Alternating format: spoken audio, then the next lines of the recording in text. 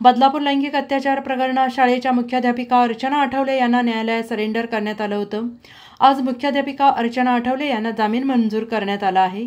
तसेच आज शाळेचे संचालक तुषार आपटे, उदय कोतवाल यांना SIT टीमने कल्याण न्यायालयात घेऊन आले होते।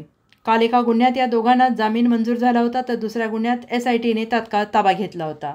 आज SIT टीमने दोघांना कल्याण न्यायालयात हजर केलं होतं, त्यात देखील या दोघांना जामीन मंजूर झाला आहे।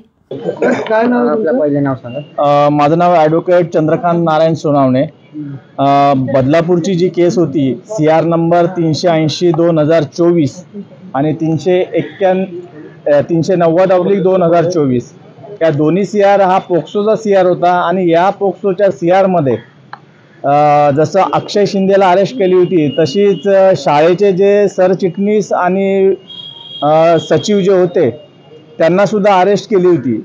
त्या गुन्ह्यामध्ये त्यांच्या विरुद्ध फक्त पोक्सो ॲक्टचा सेक्शन 21(2) हा लावण्यात आला होता, परंतु 21(2) हा बेलेबल ऑफेन्स असल्या कारणाने मेहरबान न्यायालयासमोर त्यांना ज्या वेळेला हजर केलं त्यावेळेला मेहरबान न्यायालयाने त्यांचा पोलीस कस्टडी रिमांडचा जो अर्ज होता तो रिजेक्ट केला आणि दोन्ही CR मध्ये दोन्ही आरोपींना बेलवर मेहरबान न्यायालयाने सोडलेले आहे। त्यापैकी 380चा जो CR होता त्यामध्ये काल मेहरबान कोर्टाने त्यांचा PCR रिजेक्ट करून बेलवर सोडलेला आहे आणि जो दुसरा CR होता त्याच्यात आज त्यांना बेलवरती मेहरबान न्यायालयाने सोडलेला आहे। मुख्याध्यापिका ज्या आठवले अर्चना आठवले त्यांचा काय नेमका रोल दाखवला आणि आज न्यायालयाने काय युक्तिवाद काय झाला आणि त्यांना बेल कशी होती?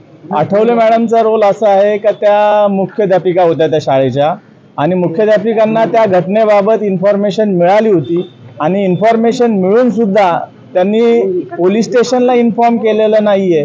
त्यांचा निग्लिजन्स दाखवण्यात आला होता का यांनी रिपोर्ट केला नाही पोलीस स्टेशनला आणि त्यामुळे सेक्शन 21(2) हा मुख्याध्यापक, संस्थेचे सचिव आणि संस्थेचे चेअरमन या तिघांवरती 21(2) लावण्यात आला होता।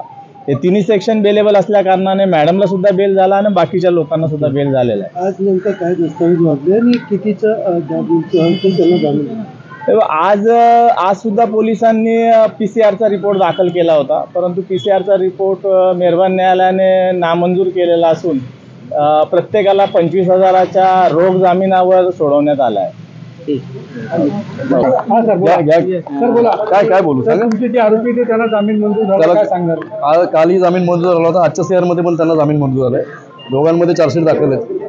कोर्टात काय युक्तिवाद झाला होता सर काल आणि आज काय युक्तिवाद झाला? आज युक्तिवाद कालचे जे पेपर्स आम्ही रिप्रेझ केले होते ते सगळे कोर्टाला दिले आणि सेम सेक्शन असल्यामुळे कालचीच ऑर्डर कोर्टाने परत घ्यायला गेली आणि त्याच्यामुळे जास्त आर्ग्युमेंट करायची गरज पण नाही लागली। काय दुसरा कोर्टाने केला की हजर वगैरे राहण्याचं काय नाही, आता ऑर्डर फक्त दिली आहे की झाले फायनल जर सांगू ना कॅशमध्ये 25ची ऑर्डर दिली आहे 25,000ची आम्ही भरतो। महाराष्ट्राचे सर्वमान्य दैनिक समर्थ गावकरी अहमदनगर, पुणे, नाशिक, जळगाव, धुळे, नंदुरबार, सोलापूर, कोल्हापूर, सांगली, सातारा, मुंबई, ठाणे, पालघर, रत्नागिरी, रायगड, सिंधुदुर्ग, नांदेड, उस्मानाबाद, बीड, औरंगाबाद, नागपूर, गडचिरोली, भंडारा, गोंदिया, अकोला, यवतमाळ, बुलढाणा येथून एकाच वेळी प्रसिद्ध होणारे एकमेव दैनिक, सर्वसामान्य जनतेचे खुले व्यासपीठ। संपादक आहेत विश्वासराव आरोटे। मोबाईल नंबर आहे 9423 38 85 08। दुसरा मोबाईल नंबर 9423 46 72 72। तिसरा मोबाईल नंबर 75 88 15 0001। वेबसाईट आहे sgavkari.com। मेल ID आहे AKLgavkari@gmail.com।